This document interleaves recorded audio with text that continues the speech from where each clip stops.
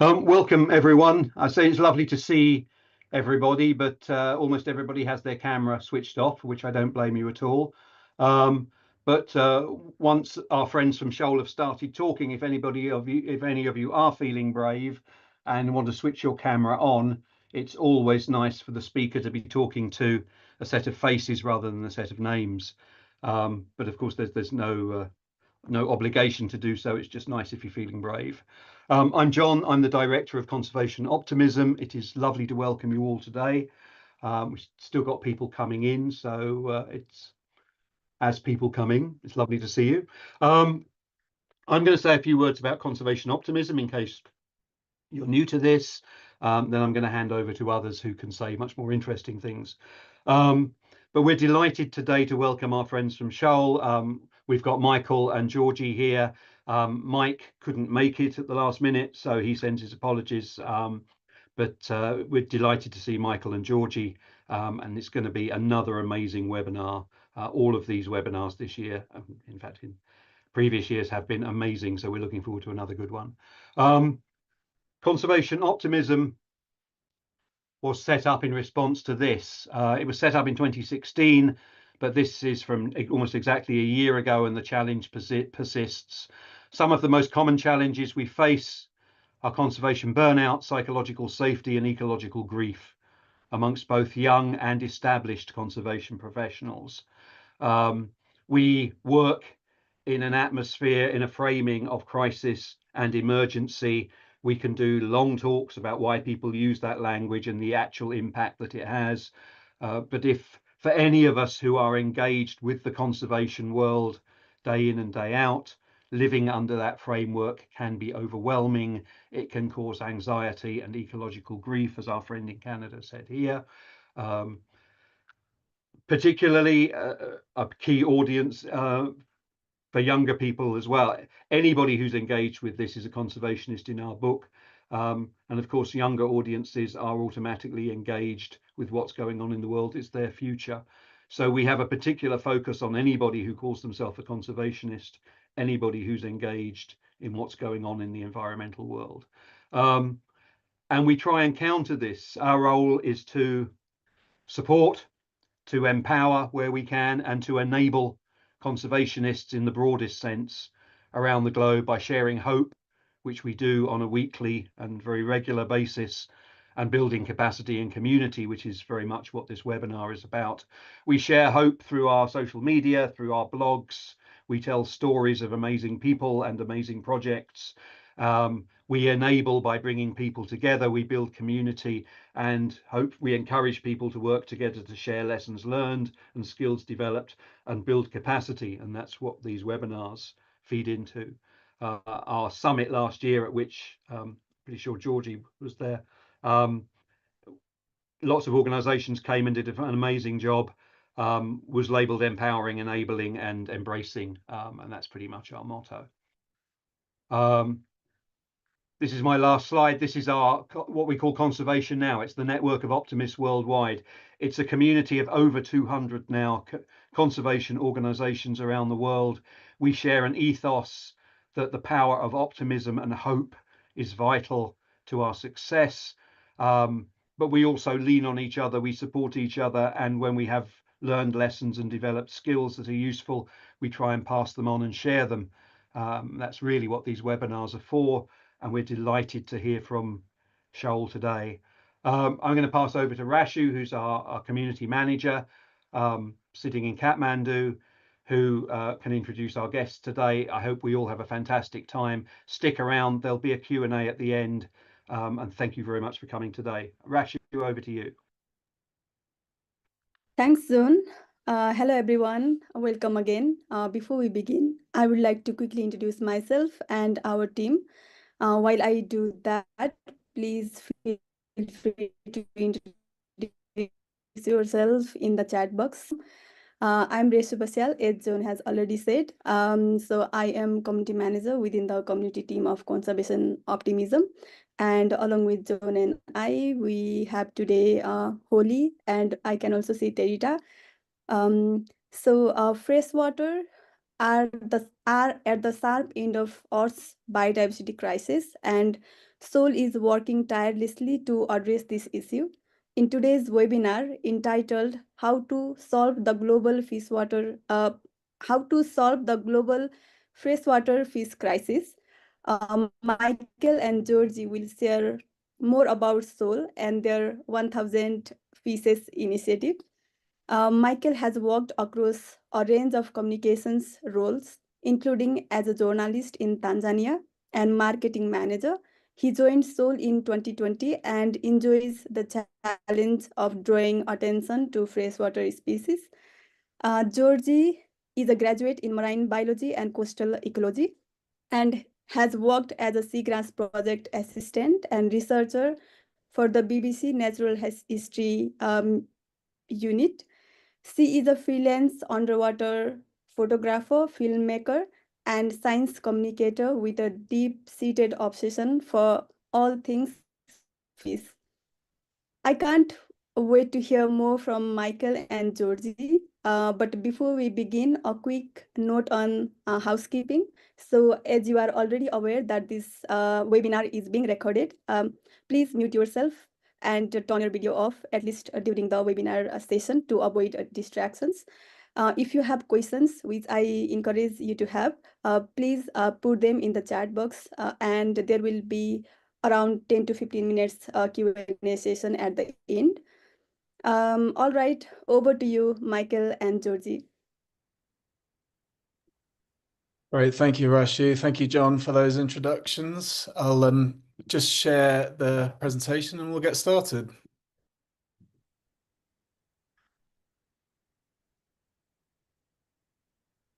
Fantastic. Okay, oh, yeah, thanks, Georgie. Take it away.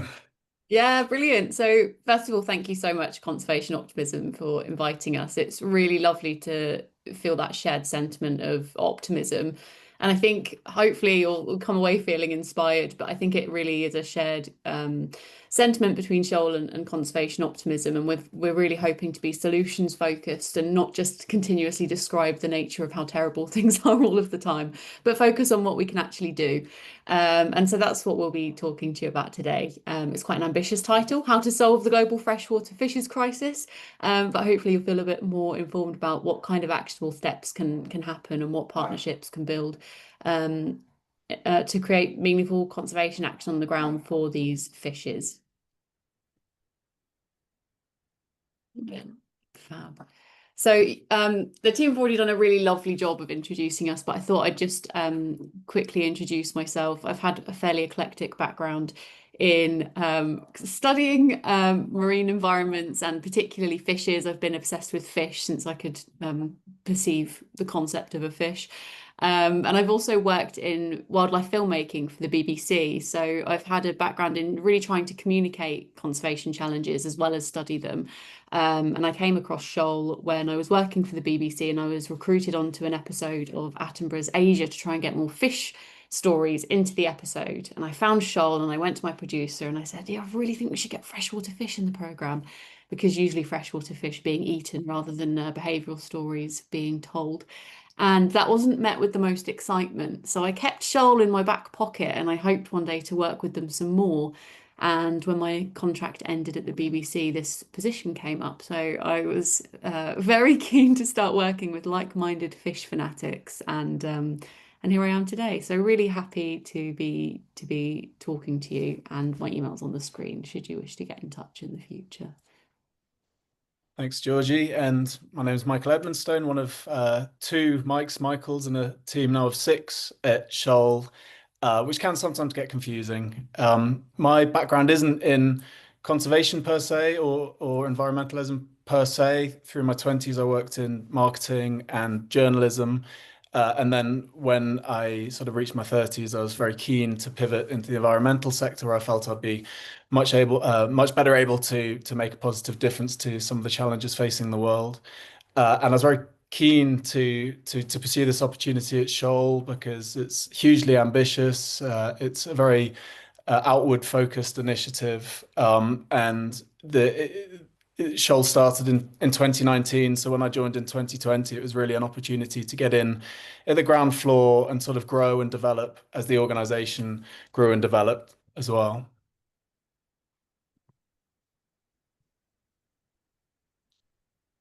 So we just wanted to start off the conversation really by working out what people's relationships and feelings are towards fish. It can help us pitch for the rest of the way that we approach the rest of the talk. But it would just be really interesting. If anyone wants to talk, please do. If not, please feel free to pop in the chat your kind of relationship to fish. Are you someone that studies them? Have you ever kept them as pets? Do you go fishing? It'll be really interesting to see what's brought you to this webinar today.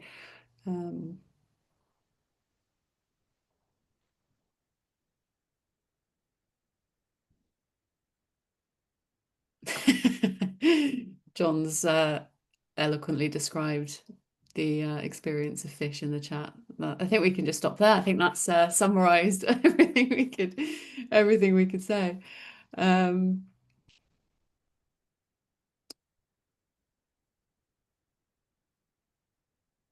And if you're watching this later and not watching this live, I hope that it can maybe just give you a moment to kind of reflect on any interactions or ways in which you've been inspired or interested in fish, and what might have led you here.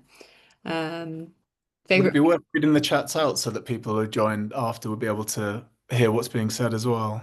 Yeah, so I'm just waiting for a few answers to come in. So Andrew said, I've been a keen fish keeper, freshwater and marine for around 30 years. Incredible.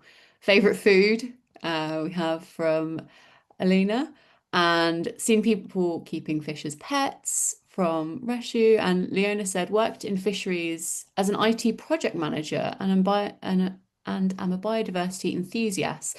Love watching them and tide pooling as a kid. Yeah, fantastic.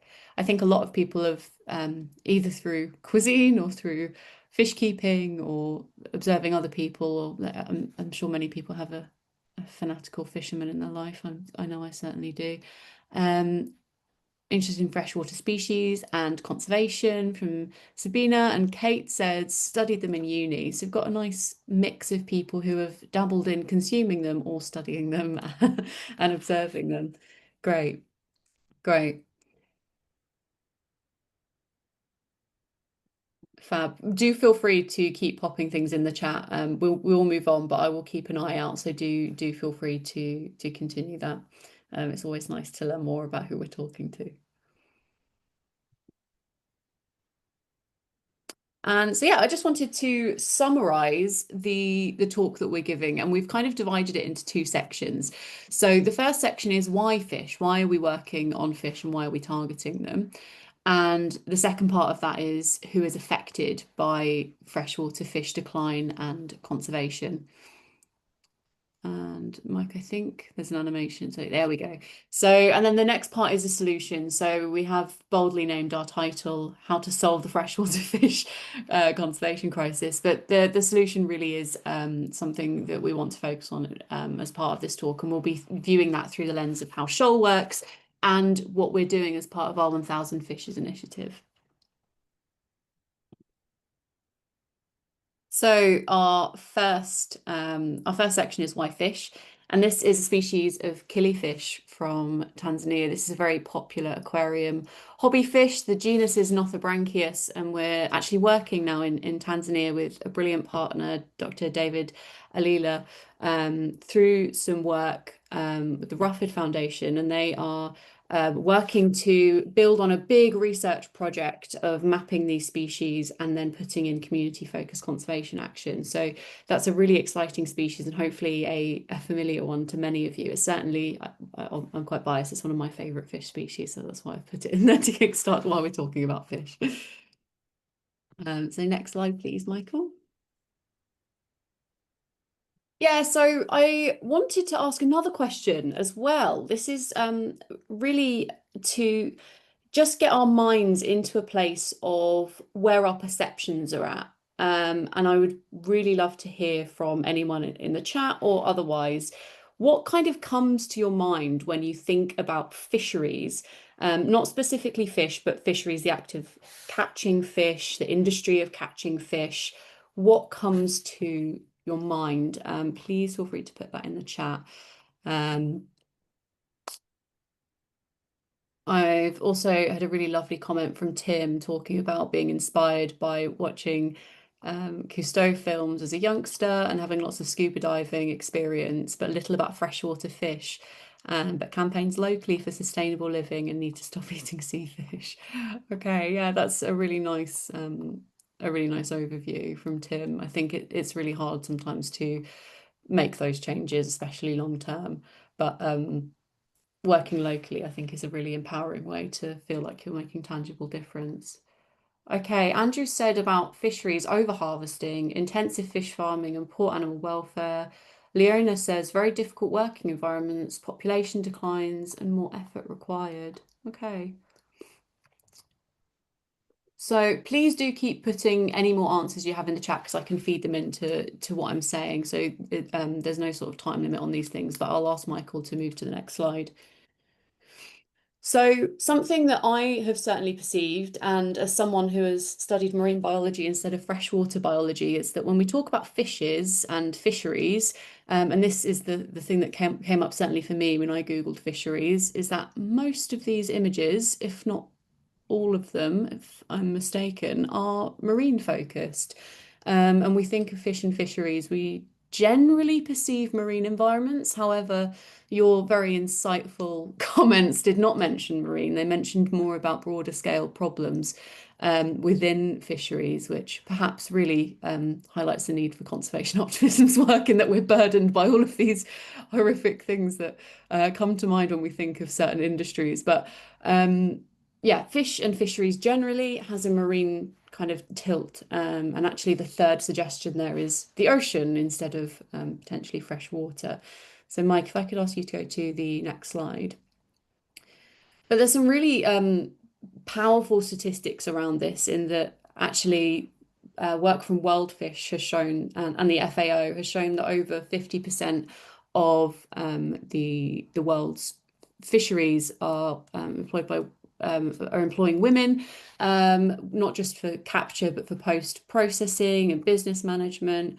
And they're often, and in fact, they're more commonly from freshwater environments instead of marine. So there's a real perception shift needed for us to work in areas where actually the most amount of fishing is occurring worldwide. So a lot of your replies to the question, what you think about when you think about fisheries, they sounded very well tuned in and educated about the situation. But when we give this presentation to certain other groups of people who may know less about the sector, they often find it very surprising that actually, if you take estuaries into account as well, more than 50% of global fish production is from freshwater systems or those strongly linked to rivers, which it seems surprising. Obviously, the planet is the ocean is so large in respect to the amount of fresh water there is, but more than 40% of the global fish production comes from completely freshwater systems, and as I say, with estuaries involved as well, more than 50% comes from them. So potentially the people on this call are a little bit more, maybe a bit more knowledgeable, judging by some of those replies, but some people find that quite a surprising figure. In the same way that it's also potentially quite surprising that although only 1%, actually probably slightly less than 1% of the Earth's surface is fresh water, there's actually the majority of all fish species come from fresh water. So again, some people find that a very surprising figure. I certainly did when I first started at SHOAL, although obviously people in the know, they've heard that figure before, but it's potentially quite a surprising statistic. And some more figures here that show the extent of the kind of freshwater biodiversity crisis.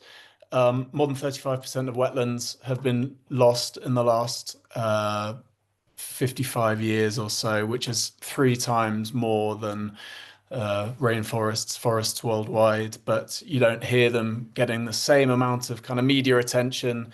Often you hear about the number of football pitches of the rainforest being lost every minute, but you don't tend to hear so much about wetlands.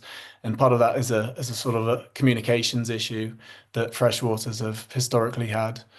Over the past 5 decades, 80 freshwater species have been lost, which compared with other taxonomic groups is very high. And this loss is twice as fast as equivalents in marine or terrestrial environments. So the crisis is very pronounced. And from the nearly 19,000 freshwater fish species that have been described on the IUCN Red List of threatened species, more than 3,000 of them are classified as threatened, and 2,500, just over 2,500 classified as data deficient. And from this data deficient number, the chances are quite high that a good sizable percentage, probably a majority of these species would also be threatened. Part of the reason that they're threatened is often that they have very small ranges, very small populations. So it sort of stands to reason that they're quite likely to be threatened as well. So a very high percentage of these fishes are threatened. Perhaps up to a third of all freshwater fish threatened with extinction. So they compete with amphibians as the most threatened taxonomic group, way more threatened than mammals or reptiles. And this was sort of came to a head in this sort of 10-year project that the IUCN and many other scientists globally had been working on to quantify the level of freshwater fauna threatened with extinction, and the figures came out at around a quarter, and this was for decapods, so crabs and lobsters, odonates, which are damselflies and dragonflies, freshwater fish as well, amphibians, and around 26% were noted as threatened for fish in freshwater environments. I flagged this because I don't want to spend a huge amount of time on the presentation going through the extents of loss and threats, because that's not really the focus of what we want to leave you with.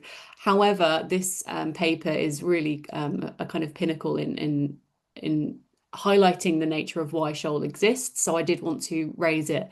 And if you want to read more about that and have more hard figures on that, I really recommend checking out that paper. So to summarize why we're focusing on fish and freshwater, really it can be put into 3 categories. We've got a rapid loss of freshwater species and habitats, paired with an underestimated dependence of freshwater globally, as I was saying, about freshwater fisheries being vastly underestimated. I also found a figure recently that suggests that the global revenue for inland fisheries actually exceeds that of things like Starbucks and Netflix. But the investment in freshwater fisheries and freshwater inland fisheries, as you can imagine, is much less than Starbucks or Netflix. And then there's a lack of conservation funding, knowledge, capacity. Synchronicity Earth, one of our host organisations, they shared a really insightful study recently about how most conservation funding goes to least concerned species, and some of the larger mammalian megafauna do tend to take up a lot of that conservation funding. There's a lack of capacity for people to feel like they know how to study these environments and these species, as well as a lack of resources to do so. So those are like the 3 horsefish of the apocalypse, I guess, that we're trying to tackle. And so from that, Mike, if you could pop over to the next slide. SHOAL has created its 3 sort of pillars of how we work. So we've got act and acting rather than continuously sort of getting stuck on the taxonomy of cichlids in X Lake, to try and actually create action that can spark meaningful and long-term conservation action, and that's kind of sort of formed the basis of our 1,000 Fishes initiative, which we'll go into. But inspire is another one, and that's a big part of what we do, because while it's less tangible and it's very difficult to be able to give metrics on how you may have inspired or how you've created an education program, there is a public, like a PR crisis and public perception crisis with freshwater fish. So SHOAL, as well as working on kind of quantifiable conservation action, really wants to inspire people to get excited about freshwater fish, freshwater systems generally, and then mobilizing, empowering the people on the ground who know those systems and those species the best to be able to work on the ground and do something about the species that they care about. So obviously this is a conservation optimism webinar, not a conservation kind of feeling dismayed webinar. So it's all about solutions, as Georgie says. It's solutions focused, and this is about how we can turn back the tide on freshwater extinctions. So the way SHOAL is set up is in a similar way to Conservation Optimism. John mentioned the Conservation Now community. It's very much about building a network, building a community, building a partnership of partners who are working towards the same goal. So we're very fortunate to be hosted by two fantastic organizations, one in the UK called Synchronicity Earth that many of you may have come across already. Their whole sort of modus operandi is to catalyze urgent action for the overlooked and underfunded species around the world. So SHOAL is a very good fit for that because freshwater fishes, even among the sort of overlooked and underfunded species, freshwater fishes feature very highly sort of on that list. And Rewild in the States, a very impactful, influential charity in their own right. So they're the host partners, and we work very closely with lots of strategic partners, Conservation Optimism being one of them. And these strategic partners contribute to the SHOAL partnership in lots of different ways, including strategizing, obviously, outreach, awareness raising, capacity building, mentoring, in situ and ex situ conservation support, funding support, technical advice. So being a small team of now 6 people, six members of staff, we are unable to do a huge amount of the conservation work ourselves, but having this strong partnership of fantastic organizations and individuals all swimming together really enables us to move the needle and do some really impactful work. Alongside the strategic partners are the local action partners, and they're the individuals, organizations on the ground that SHOAL supports. They accelerate the conservation action for the freshwater fishes, and we have a sort of organizational health assessment to establish whether the organization is sort of fit for purpose, and more often than not they are, and they write a proposal. And SHOAL's a big part of SHOAL's work is to help deliver capacity support, part of the sort of the mobilize strategic pillar, delivering capacity support, and we bring in the funding and then channel out the funding to these impactful local action partners. So the clue is in the name. The idea of SHOAL was always very much a partnership, like a shoal of fish. The strength relies in the number of individual fishes swimming together as part of a partnership, as part of a community. So partnership, inclusion, and neutrality, these are real sort of buzzwords that the organization sort of lives by.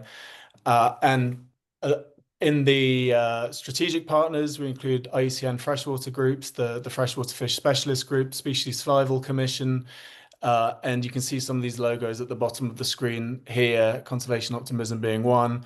Lots of fantastic funders and lots of brilliant conservation organizations in their own right who really work very collaboratively with us to move the needle. Currently, at the last count, there are 35 strategic partners and 20 local action partners currently dotted around, well, all 5 continents. We've forged 2 new alliances and currently have conservation action mobilized for more than 200 species. So we'll come on to the 1,000 fishes strategy soon, but we've already mobilized conservation action for 200 of those species. So we're sort of a fifth of the way towards this 10-year goal. And it's worth mentioning that one of the real joys of working in this space, and the freshwater space in particular, is the collaborative nature of it. Everyone who works in the freshwater conservation space recognizes that due to the historical neglect, it's really important that organizations work well together to help create meaningful change. Whereas in sometimes the marine world or the terrestrial worlds, it can be a lot more sort of competitive between organizations looking for funding. So it's really rewarding being part of this network where everybody's very collaborative to find a common cause. This is a quote from Mike Bolzer that really sort of sums up why it's such a fantastic focus. So freshwater fish conservation is an easy access point for helping some of the world's most vulnerable species and communities. So in freshwater fish conservation, because the species breed often fairly regularly, obviously much more regularly than a rhino, you can really boost numbers very, very quickly, and often for a relatively really small amounts of funding, you can really save a lot of species. Oftentimes they might be in quite a small range. So, and there might also be quite a few species in that range. So if you put protective measures on that range, then you can really help a few species, for relatively much lower funding than a lot of the traditionally sort of sexy, charismatic species, particularly megafauna. And aside from the species, it's really helpful, beneficial to the communities, because all around the world, people have settled communities near fresh water for obvious reasons. It's a sort of source of fresh water and for food. And if you protect these species, you protect the wider ecosystem, and you're really helping safeguard the future for these communities that rely on the ecosystems and the species as well.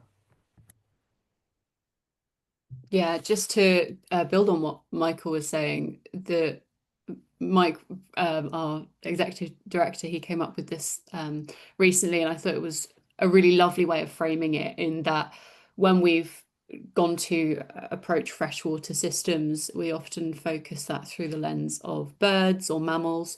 And I say that as a birder. I love bird watching and I'm obsessed with birds. So no shade if you're a fellow bird fanatic. I am too. But for freshwater fish, if conservation historically had started working with those fish species that are key protein sources for millions around the world, actually we would have had a double kind of a double impact, because we wouldn't have only been working on those habitats for the mammals and the birds and the fish, which often slip through the cracks of habitat scale management, but we also would have been helping the communities that depend on them for their livelihoods and for nutrition. So that brings us on to our kind of key two initiatives that SHOAL is working on. And we have the 1000 Fishes initiative, which I will go into more detail about. And we also have our Inspire initiative that I mentioned, about really trying to build up a sense of inspiration and excitement for freshwater. So I'll hand you back over to Michael, as he is our fantastic comms manager. And Michael, do you want me to cover this slide? I forgot about Yeah, you cover these two slides. Yeah, I think yeah, fab. Sorry, I actually forgot I popped those in a bit last minute. So when I was looking at the BBC, I noticed a general lack of excitement for freshwater environments and fish. And that's really a product of what people have seen, so they know what they want. Public perception surveys around filmmaking and documentary making for wildlife show that people want to see lions, they want to see tigers, they want to see sharks, whales, turtles, dolphins. They are less likely to request any sort of media includes things like fish or fresh water, which I think is because they've not had it, so they don't know what they're missing. But there's a real role, I think, that comes into play with creating inspiration. And a big part of that is that habitat loss and destruction in terrestrial environments like forests is very tangible, right? We can see it, and we know just from looking at this image that something is wrong, something has changed, there's been destruction. But we don't have the same privilege with freshwater environments. For example, this photo, we don't know, but there could be the same level of habitat destruction, of degradation, of pollution happening in this environment, and we could still be enjoying it and not knowing. So there is a real role with working with our Inspire initiative for this cause, despite the fact that it's not always easy to know how best to approach it, or how much of an impact you're having.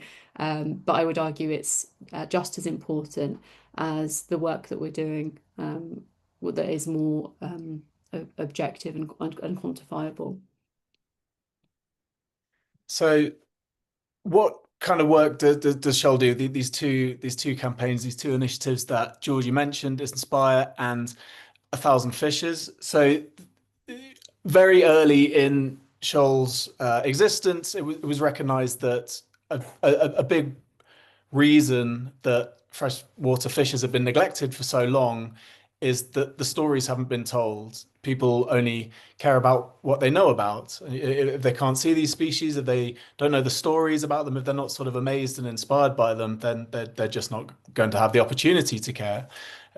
So obviously they're not going to care, and they're not going to be saved.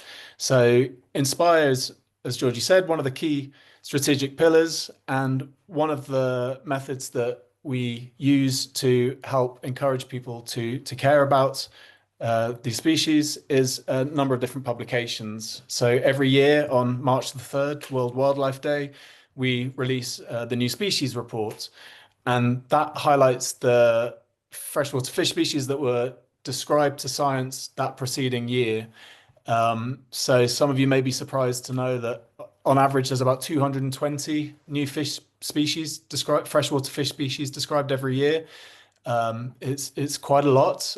You can understand why. A lot of rivers and lakes and ponds and caves and springs, sometimes they're in pretty inaccessible places, and also sometimes they just haven't been surveyed. So a couple of years ago there were quite a few species that were described from a lake in Switzerland, that was from a species that was already known about, but through taxonomic work, through some really good work from taxonomists, it was realized that they weren't looking at one species, they were looking at maybe 8. I can't remember the number off the top of my head, but it's quite a few different species. So, these taxonomists do really fantastic work, often with very little recognition. Without them, we wouldn't know about these new species. And some of them display really fantastic adaptations. So the front cover of New Species 2023, it's this blind cave fish that is found in China. It's got this crazy kind of horn-like structure coming out of its head. It's totally blind. There have been fishes that jump out of water to evade predators. Fishes that the sound that they make, they're these tiny little species called Daniela cerebrum, and they make a sound that's as loud as a jet engine. These clicks that they make. Fishes that have been used in research for medical purposes for humans. Another one that stands out is the species called the wolverine pleco that has these quite cool kind of barbs on its fins that it uses in sparring for kind of territory and mating rights.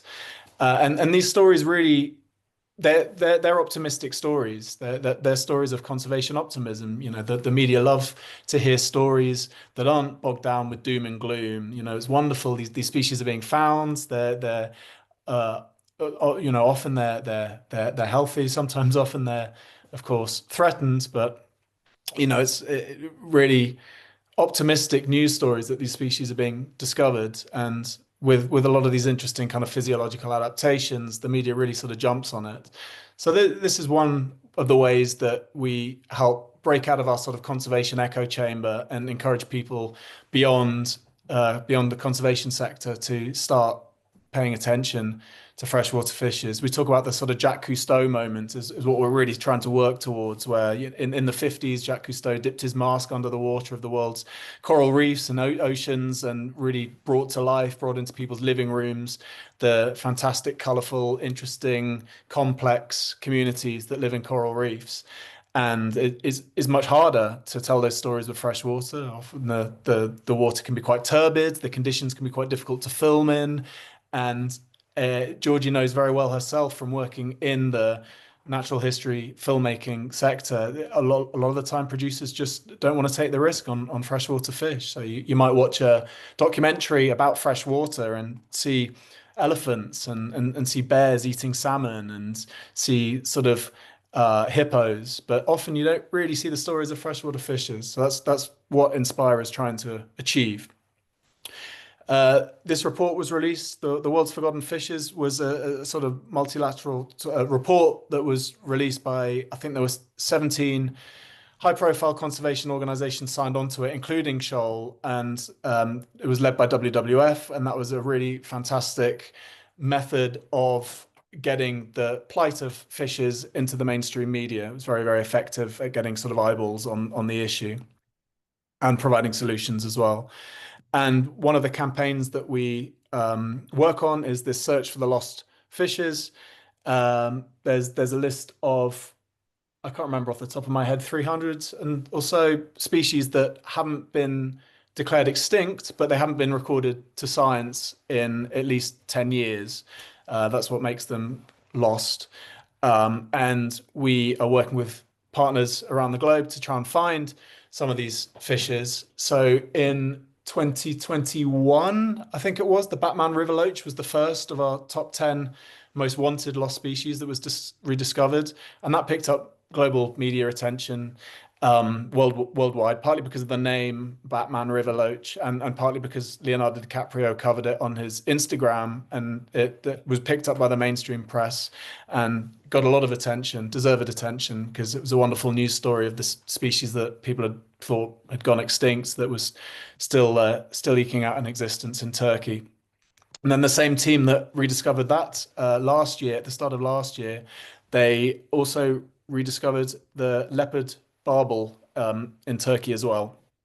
And that was through working very closely with some fishermen who were keeping an eye out for this species. There'd been sort of accounts of people seeing it from time to time, but had never been formally recorded to science, not for more than a decade.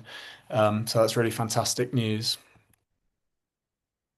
And the 1,000 Fishes publication as well. We'll come onto that more in the next few slides. So we just mentioned it just now, but the success story, this team from the Recep Tayyip Erdogan University in Turkey, Doctors Cüneyt Kaya and Minerva Oral, they rediscovered both the Batman river loach and the leopard barbel. And Cüneyt gave this quote: "There's nothing quite like the feeling of finding that a species that has been pushed to the brink of extinction is still hanging on despite the odds." And we're currently working on an expedition to the Sepik River in the depths of Papua New Guinea to try and find another species on the top 10 most wanted list, the spinach pipefish, and that's made possible by this generous grant from the Rufford Fund, Rufford organization.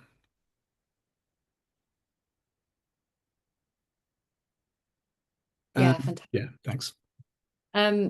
So from the Inspire, that's our sort of one of two of our main initiatives, but the second really encompasses the rest of our work, and that is on 1,000 Fishes. And just before I joined SHOAL, the 1,000 Fishes blueprint was released, and it really sets a framework for how we can create conservation action for 1,000 of the world's most threatened freshwater fishes by 2035.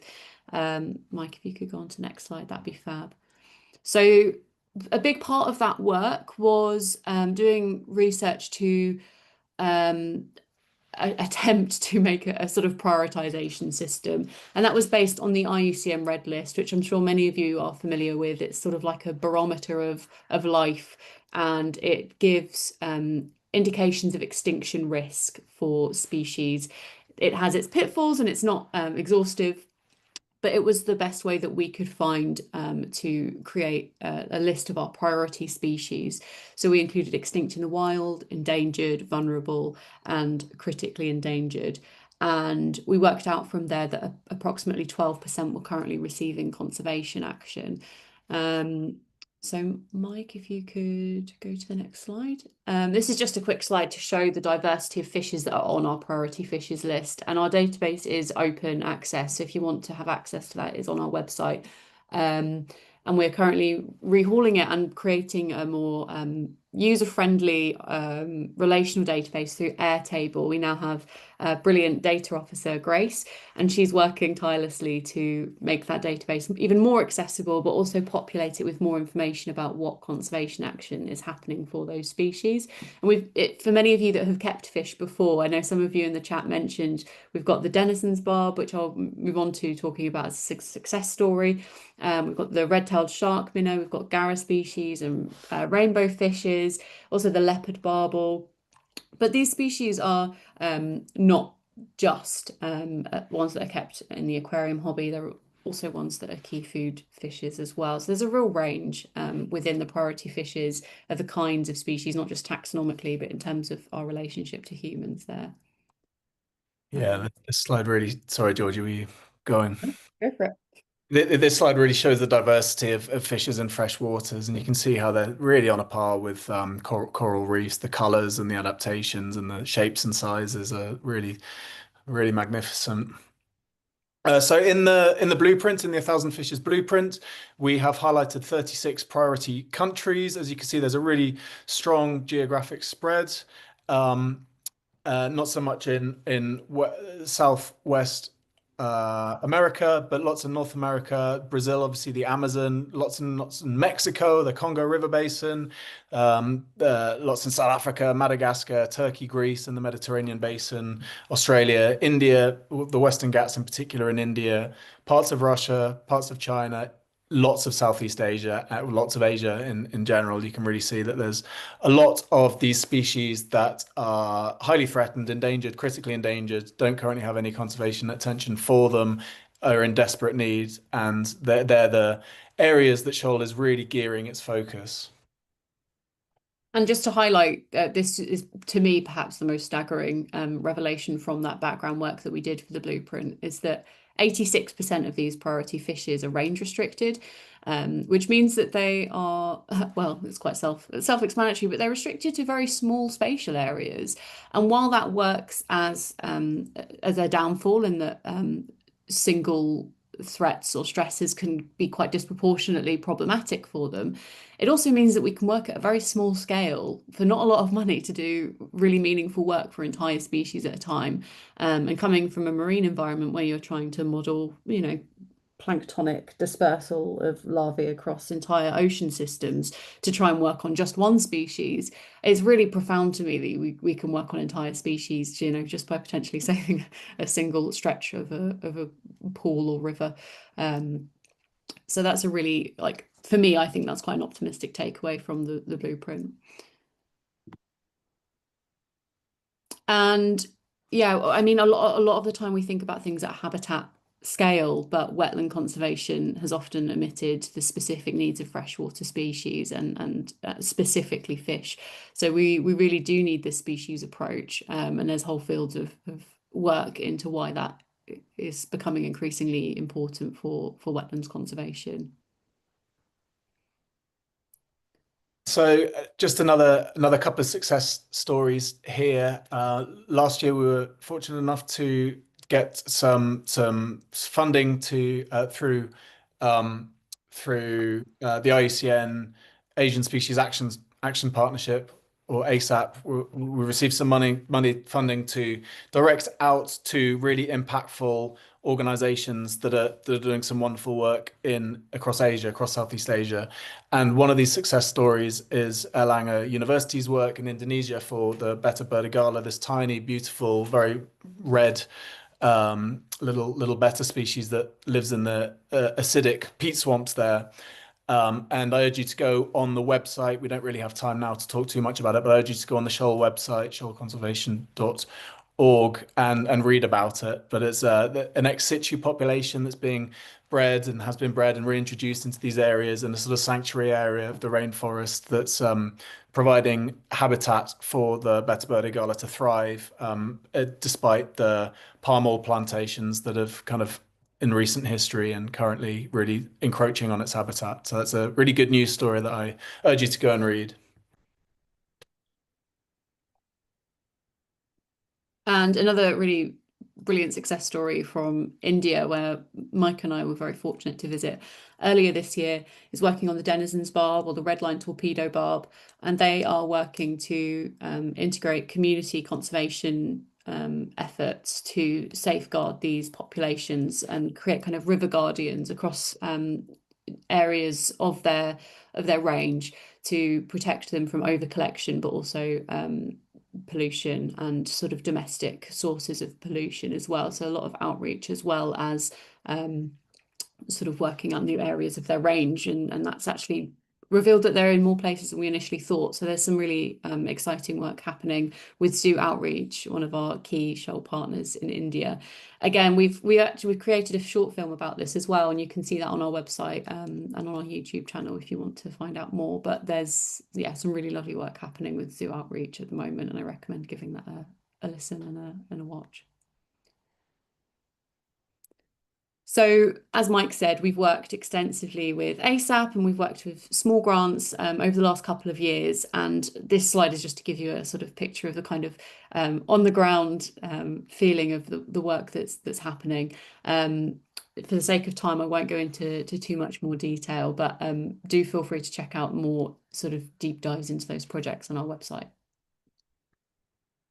Yeah, so what's the next steps for SHOAL? The blueprint highlights the strategy of mobilizing action, conservation action for 1,000 of the most threatened freshwater species by 2035. As we mentioned earlier, there's 200 so far on the sort of counter, on the ticker up to that 1,000. So it's already a fifth of the way through. And there's lots of momentum, there's lots of support. The SHOAL is ever growing. It's this sort of burgeoning network that hopefully some of you now will consider themselves part of it, or get in touch. If you work for an organization or initiative and you'd like to partner with SHOAL, please do get in touch. And we see the strategy was only released last year, so it's still early days in terms of this 10-year plan. And the first 3 or 4 years, really, it will be building the partnership further and securing funding, and the impact will depend on the growth of support and partners over time. We're expecting this progress to start fairly slowly and then increase in pace after 5 years, when we really expect the graph to tick up towards that 1,000. So yeah, as I say, please do get in touch and be part of this growing network and this growing momentum.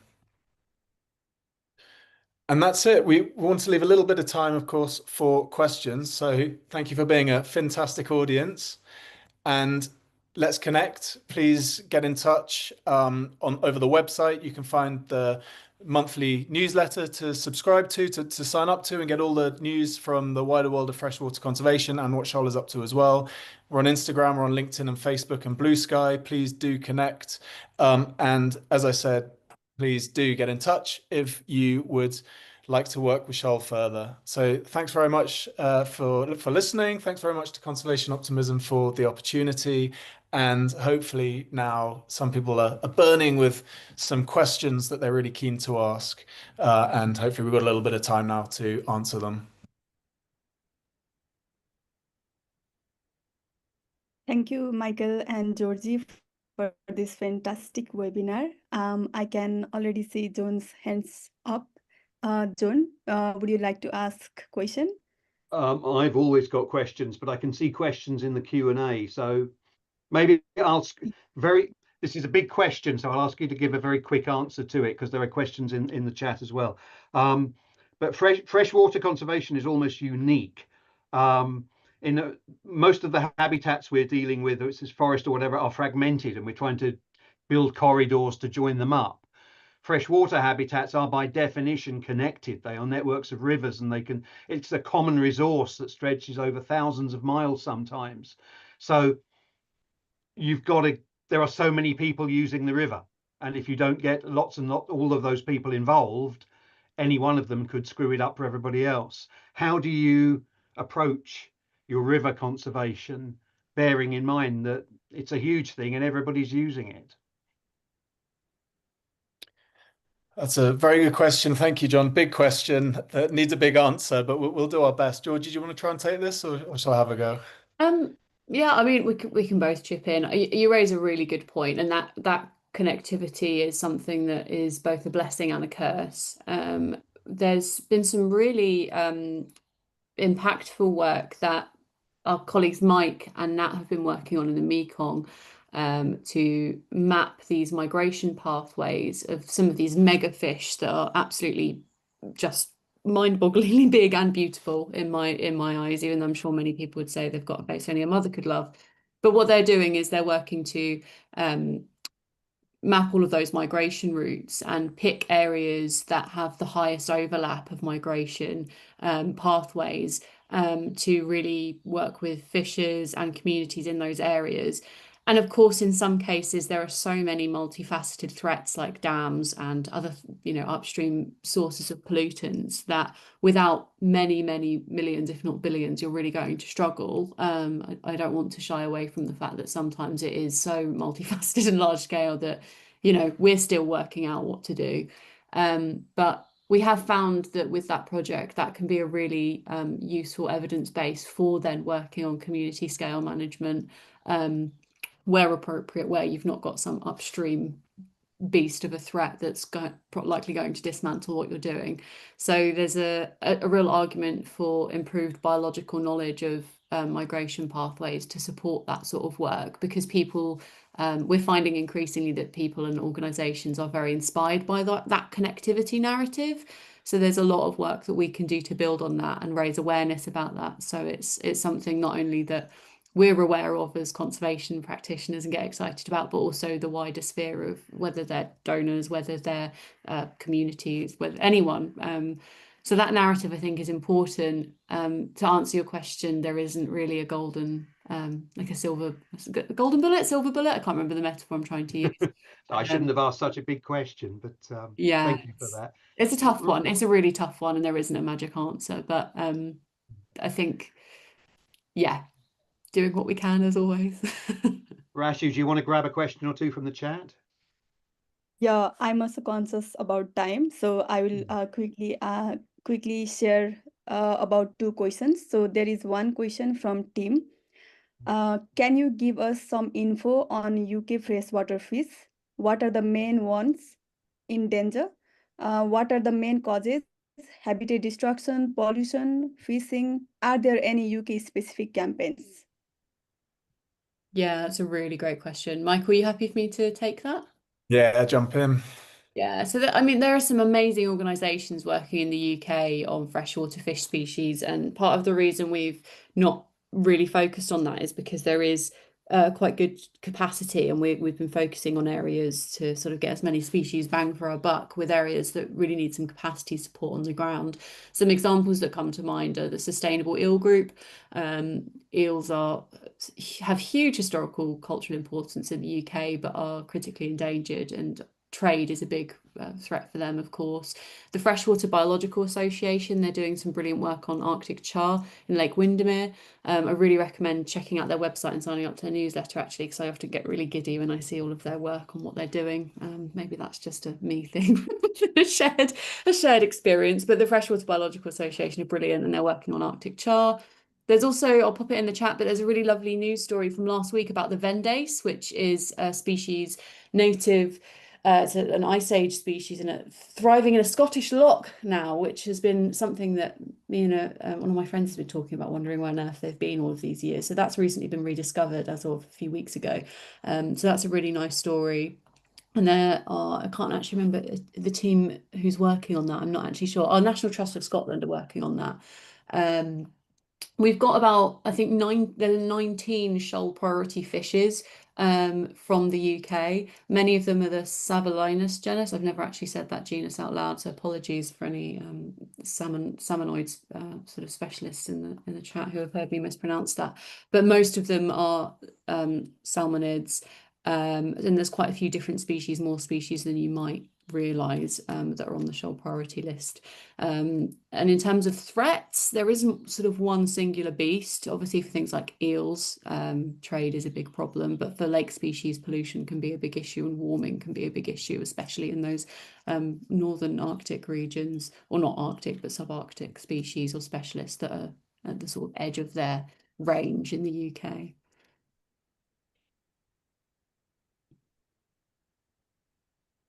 Thanks, Georgie. There is one more question before I hand over this to Holly. There is one question from Fiona. I would also like information on the fisheries situation in Africa. Oh wow, okay. That's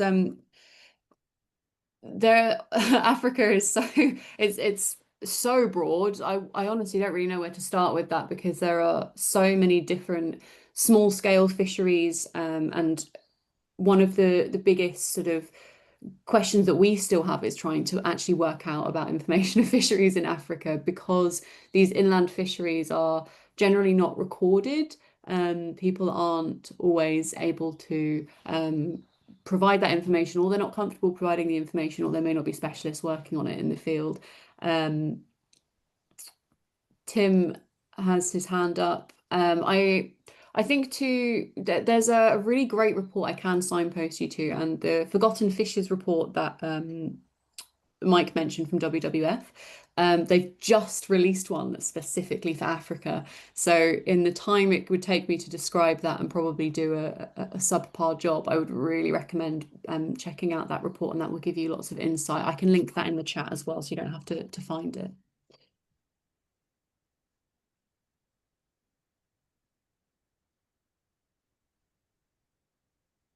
Tim, would you like to say something? I can see your hands up. Yes, just very, very quickly. And this has been a super interesting presentation from my point of view. What is your view on farmed fishing, diverting the eating of fish to the farmed varieties and leaving the natural fish where they are? That's a brilliant question, and a highly nuanced answer that's required. Of course, there is a natural cap on how much we can harvest from the natural environment. And with my background in marine fisheries, I've certainly been disturbed by fisheries collapse. However, I'm sure if you're asking that question, you're aware of the complexities of farming and the environmental impacts it has. For obviously, like, salmon farming is hugely contentious in the UK for that reason, because of nitrogen offloading and waste, as well as escapees and parasites, and the recruitment of wrasse from the southwest of the UK, and transport. I could list so many. But for freshwater, so many people's livelihoods that we work with are really dependent on aquaculture as a means of sustaining themselves and their families. And it can be a very productive and environmentally conscious way to create food, especially for inland fisheries, where those pools are being dug away from sources where the potential invasives could escape. However, it's a whole can of worms, and I think that there are examples where it has been done well, and for many people it's been a tradition for thousands of years, and those kinds of examples are ones that we can learn from. However, it's something that we need to tread carefully with, and I don't think SHOAL has a specific stance, because it's very case by case with a lot of these things. They're very very nuanced, complex. And I just on a personal note, not speaking for SHOAL, but I feel conflicted about them, and I do feel that they have answers, but they also have problems. So it's something that I'm really fascinated by, and as a science, I think there's lots that we can do to improve how we do it environmentally, sort of consciously, and for many, they've been doing that for thousands of years, and maybe we need to catch up. So I hope that answers your question. I know it's a bit wishy-washy, but it's sort of a product of the complexity of aquaculture in and of itself. Georgie, thank you so much. I'm keeping an eye on the time, and we've probably overrun as much as anybody will allow us to do so. There's more questions in the chat. Can we make a note of those questions and pass them to you, Georgie? And maybe you could scribble down some answers, and we'll put them up when we put the video up of the webinar. That would be lovely if you can. Yeah, brilliant.